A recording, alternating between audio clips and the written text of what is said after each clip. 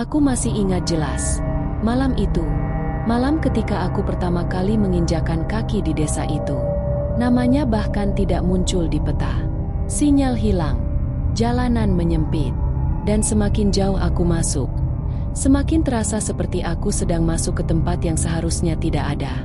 Namaku Rina. Dan saat itu, aku cuma berpikir, ini hanya perjalanan biasa. Aku salah. Mobil yang kutumpangi berhenti di ujung jalan tanah.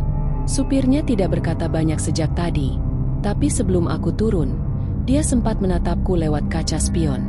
Tatapannya aneh. Yakin? Mau turun di sini, Mbak? Aku mengangguk, meski sebenarnya ada perasaan yang sulit dijelaskan di dadaku.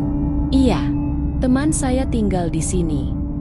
Dia diam beberapa detik, lalu berkata pelan, kalau bisa, jangan keluar malam. Belum sempat aku bertanya kenapa, mobil itu langsung pergi, meninggalkanku sendirian di tengah desa yang terlalu sunyi. Langit sudah gelap saat aku berjalan masuk. Lampu-lampu rumah redup, sebagian bahkan hanya menggunakan lampu minyak. Tidak ada suara TV, tidak ada suara anak-anak, tidak ada percakapan.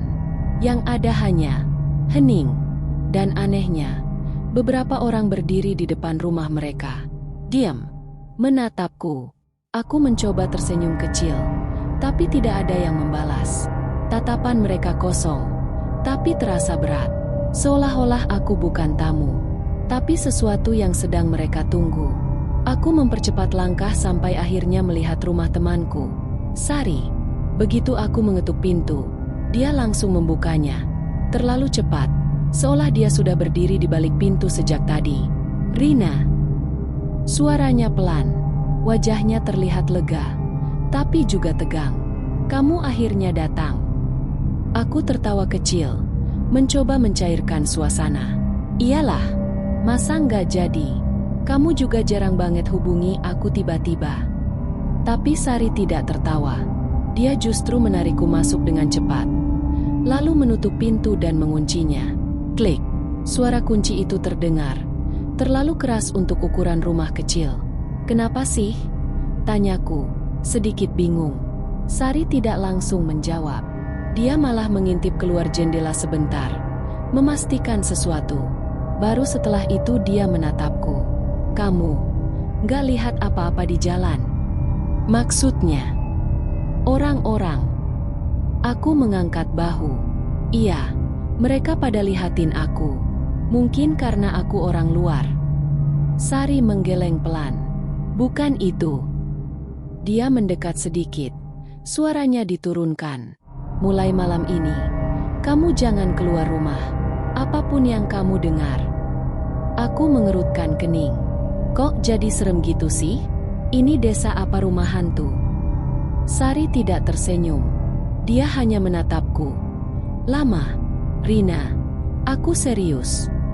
Ada sesuatu dalam suaranya yang membuatku berhenti bercanda. Memangnya ada apa? Sari terdiam cukup lama, seolah sedang menimbang apakah dia harus mengatakan ini atau tidak. Lalu akhirnya dia berkata, di desa ini ada ritual. Aku menghela napas kecil. Ya ampun, Sar, ritual doang? Di kampung-kampung kan emang banyak. Tapi bukan ini. Nada suaranya berubah, lebih dalam, lebih berat. Ritual ini tidak boleh dilihat orang luar. Aku mulai merasa tidak nyaman kalau dilanggar. Sari menatap lurus ke mataku. Kalau kamu lihat lingkarannya, jangan pernah mendekat. Lingkaran. Aku tidak tahu kenapa, tapi kata itu langsung membuat tengkukku merinding. Lingkaran apa emangnya? Sari membuka mulut, lalu menutupnya lagi. Pokoknya, kamu janji ya? Aku mengangguk pelan, meskipun rasa penasaranku justru mulai tumbuh. Iya, aku nggak bakal keluar. Malam semakin larut.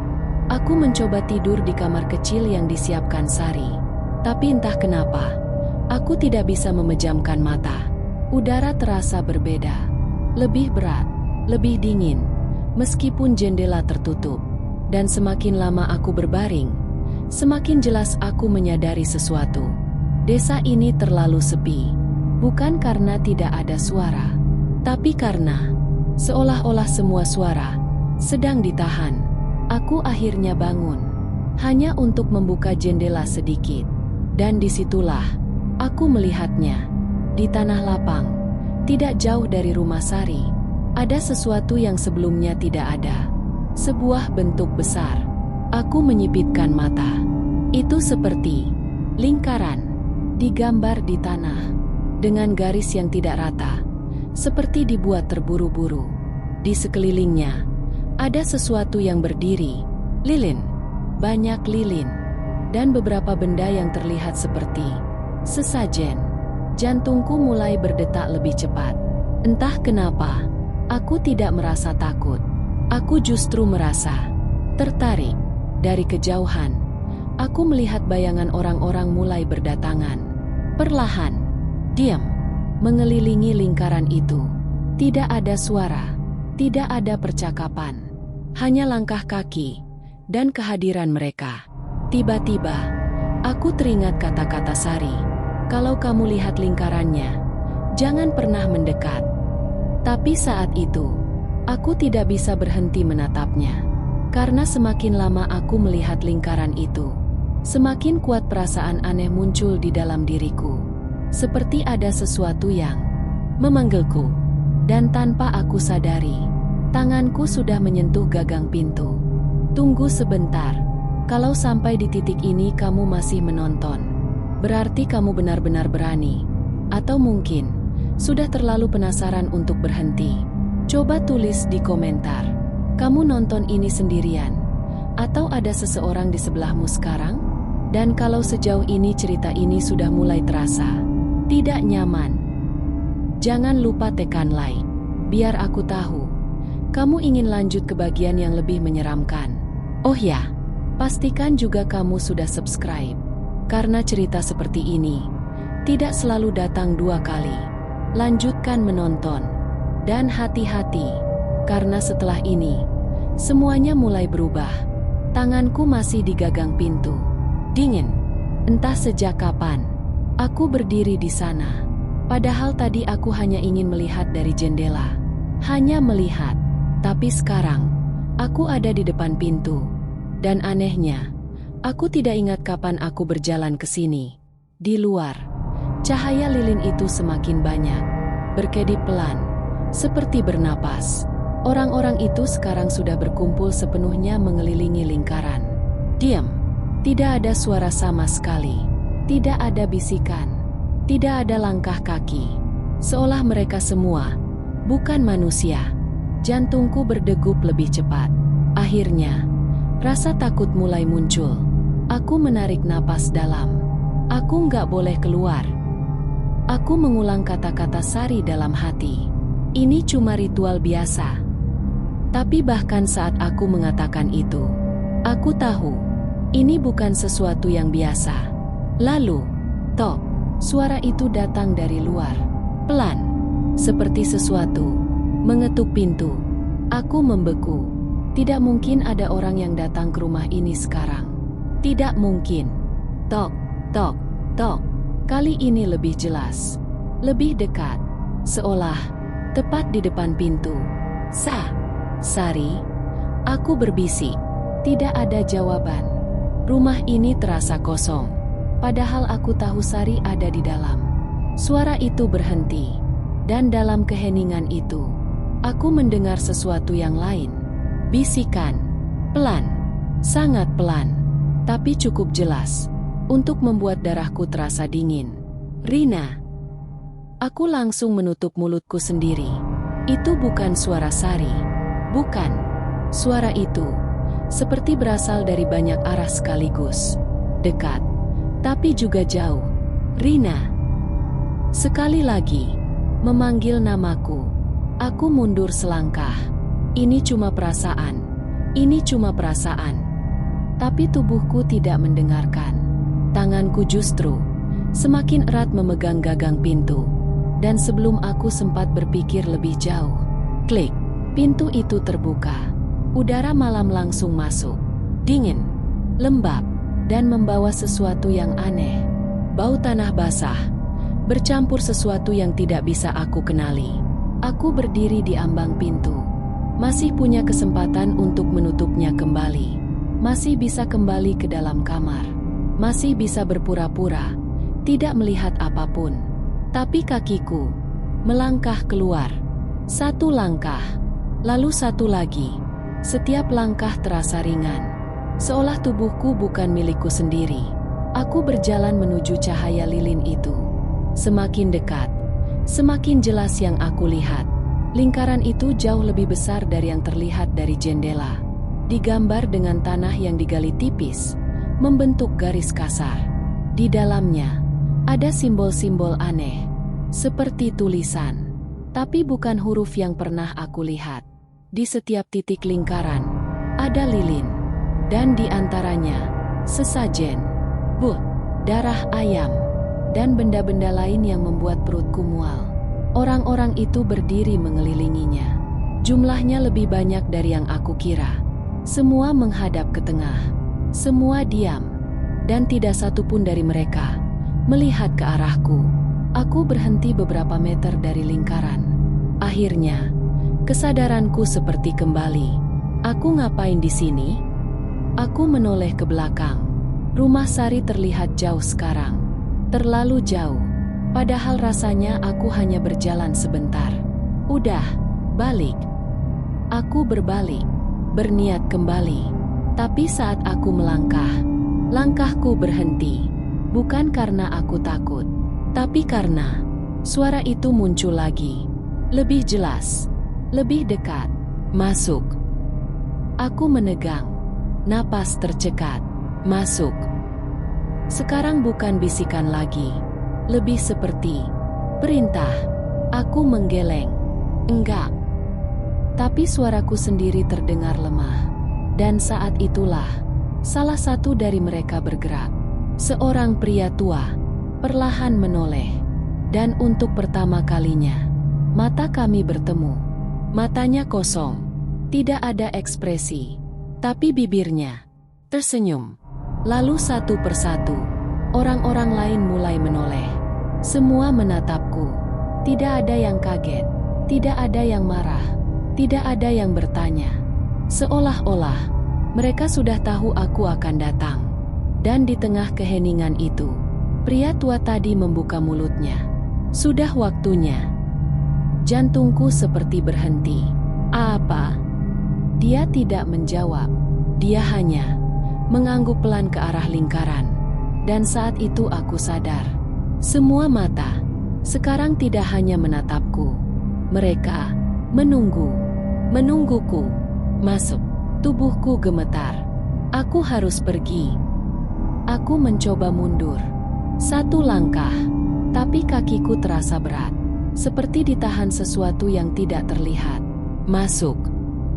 Suara itu lagi. Sekarang, tepat di telingaku. Aku menutup telinga. Stop. Tapi tubuhku tidak berhenti. Perlahan, kakiku bergerak maju. Satu langkah, mendekati garis lingkaran. Semua orang diam, menonton.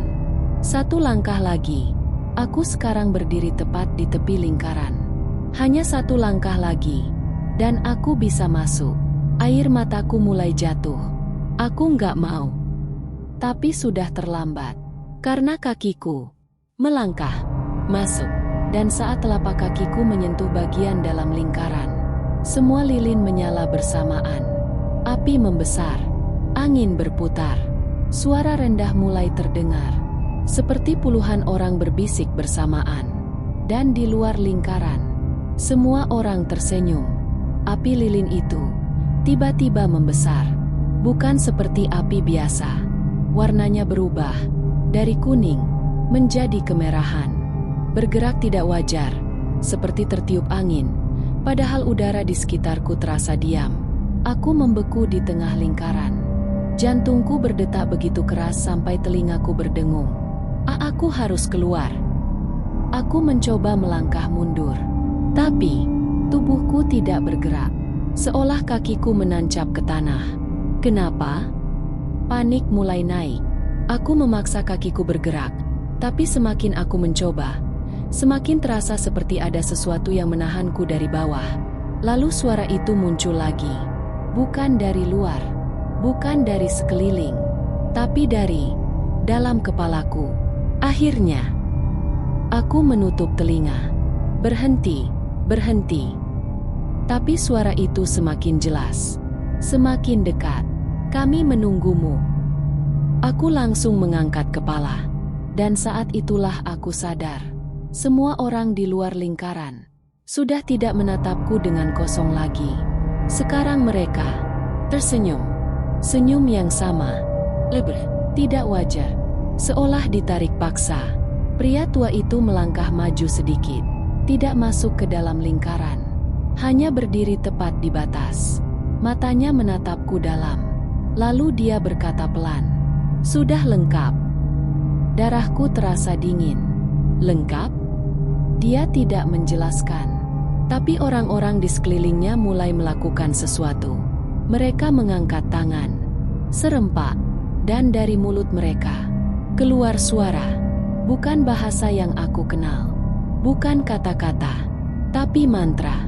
Suara itu rendah, berulang, dan semakin lama, semakin cepat. Udara di sekitarku mulai berubah, lebih berat, lebih sesak.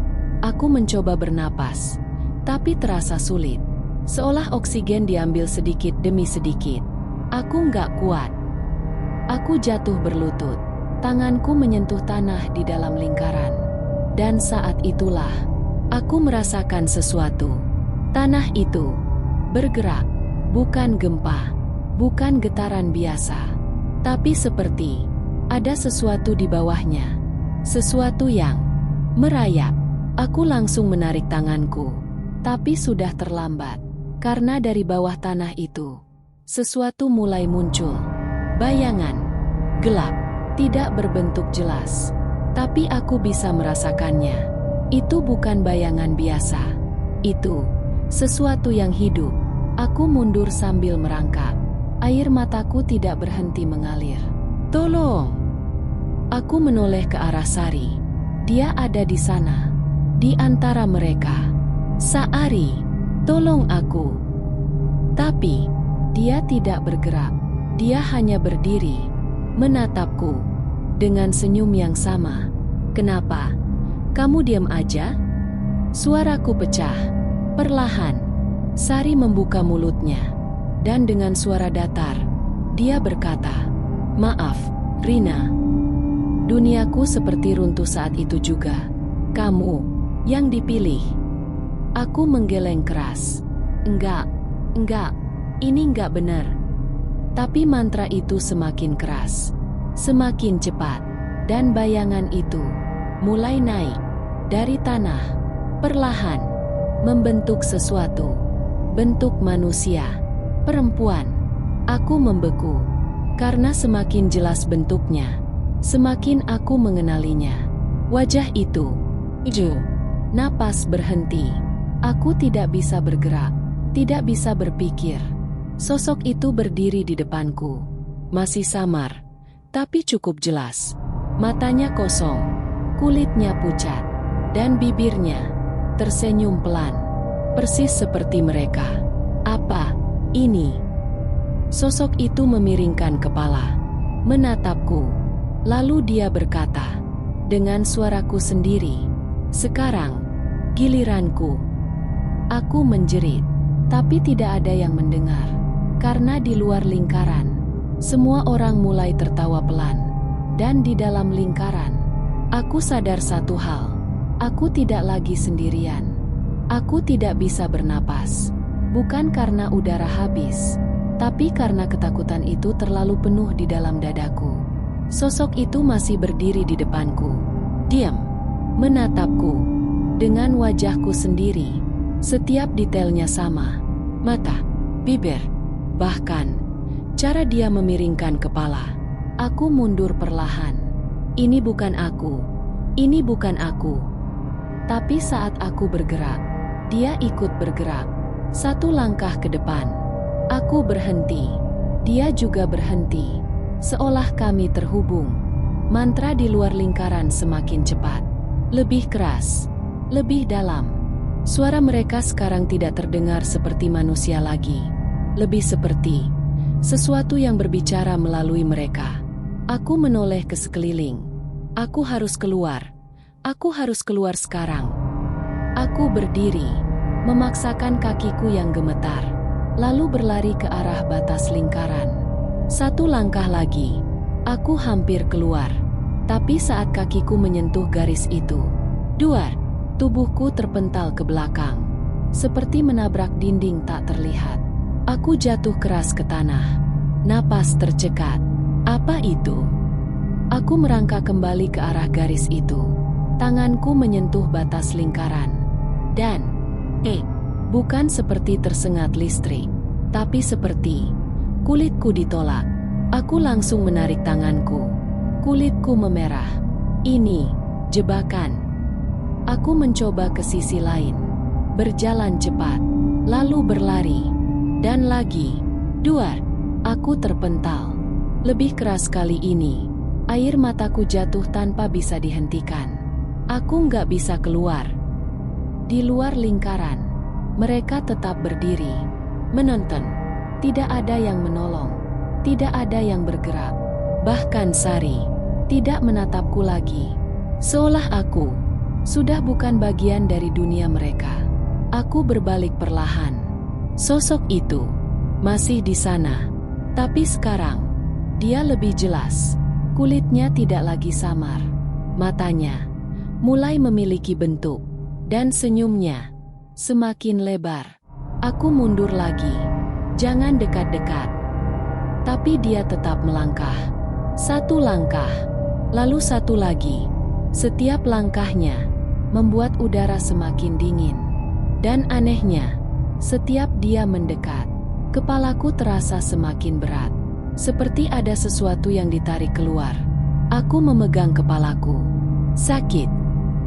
Kenangan tiba-tiba muncul. Potongan-potongan ingatan. Masa kecilku. Wajah orang tuaku. Suara tawaku sendiri. Semua itu mulai terasa jauh. Kenapa? Aku lupa?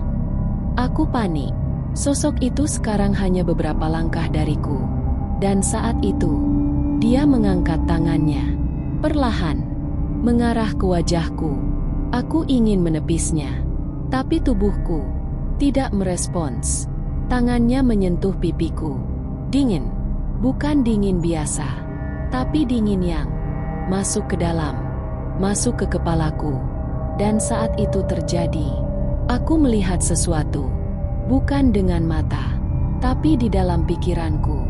Gelap, sangat gelap, dan di tengah kegelapan itu, aku melihat diriku sendiri, terikat, duduk di dalam lingkaran yang sama, tapi lebih dalam, lebih gelap. Aku mencoba bergerak, tapi tidak bisa. Aku mencoba berteriak, tapi tidak ada suara. Dan dari balik kegelapan, sesuatu mendekat. Bukan satu, banyak. Siluet-siluet hitam mengelilingiku, berbisik, gantikan, serahkan, biarkan. Aku menggeleng. Enggak, ini bukan aku. Tapi suara itu semakin banyak, semakin dekat, dan di dunia nyata. Aku masih berdiri di depan sosok itu, yang sekarang sudah menempelkan dahinya ke dahiku. Aku bisa merasakan napasnya. Lalu dia berbisik, "Kamu tidak keluar." Sudah, senyumnya melebar. "Kamu hanya dipindahkan." Air mataku jatuh, karena aku mulai mengerti. Lingkaran ini bukan sekadar tempat, tapi penjara. Dan aku baru saja menjadi penghuninya. Di luar lingkaran, mantra berhenti. Semua tiba-tiba hening. Aku membuka mata. Dan untuk sesaat, semuanya terasa normal. Sosok itu menghilang. Aku berdiri sendiri. Sudah selesai? Aku berjalan pelan ke arah batas lingkaran. Tanganku menyentuhnya. Tidak ada rasa sakit. Aku melangkah keluar. Dan kali ini, aku berhasil. Aku terengah. Air mata masih mengalir. Aku keluar. Aku melihat ke arah Sari. Dia menatapku. Tapi tatapannya berubah. Bukan lega, bukan khawatir, tapi hormat. Semua orang perlahan menundukkan kepala. Dan saat itu, aku merasakan sesuatu yang aneh. Bukan di sekelilingku, tapi di dalam diriku. Sunyi, kosong, seperti ada bagian dari diriku yang hilang. Aku berdiri di luar lingkaran. Napas masih terengah, tubuh gemetar. Tapi semuanya sudah berbeda. Tidak ada lagi angin kencang. Tidak ada lagi suara mantra. Hutan itu kembali sunyi. Terlalu sunyi. Aku menatap tanganku sendiri. Masih sama. Tidak ada luka. Tidak ada tanda apapun. Aku selamat. Suaraku pelan. Hampir tidak terdengar. Lalu aku melihat mereka. Orang-orang desa itu masih berdiri, mengelilingi lingkaran. Tapi sekarang, semua kepala mereka tertunduk, menghadap ke arahku.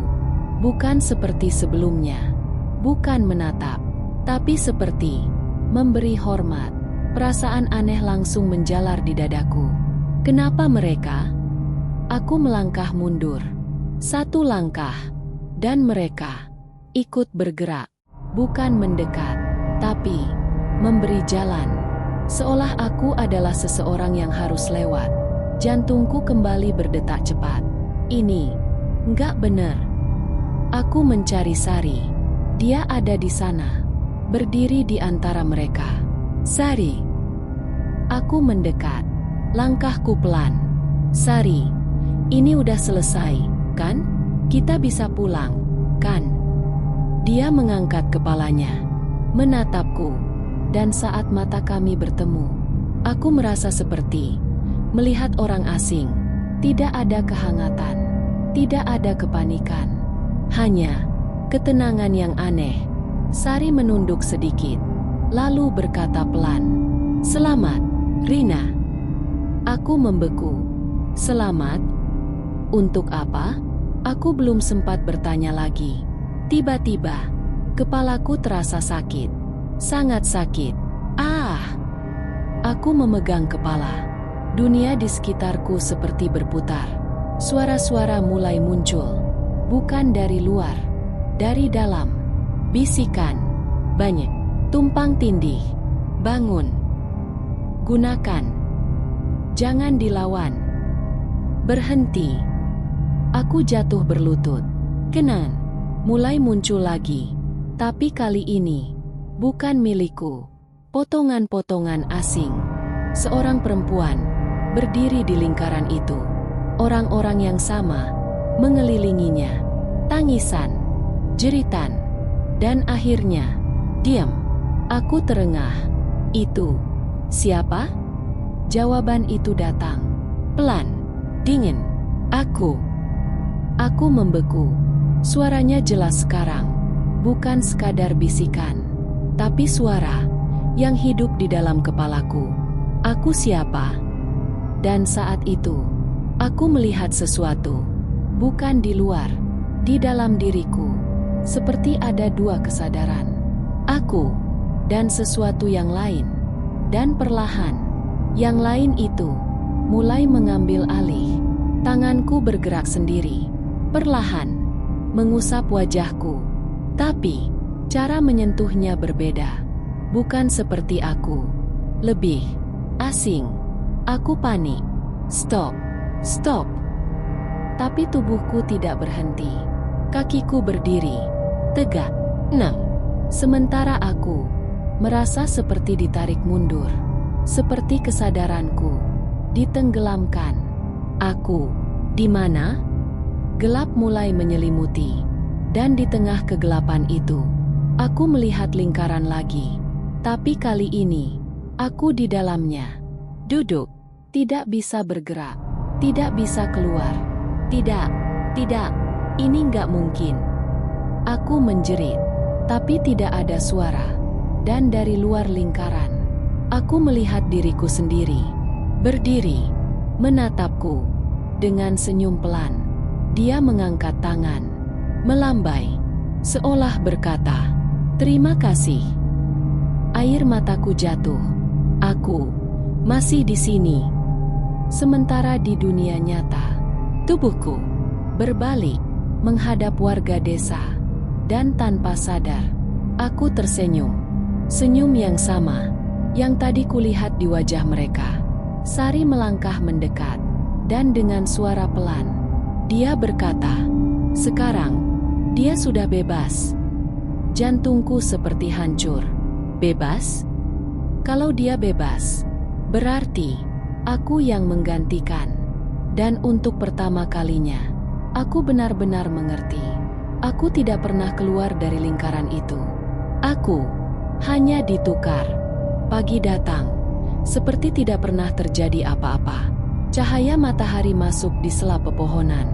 Udara terasa segar. Burung-burung mulai terdengar.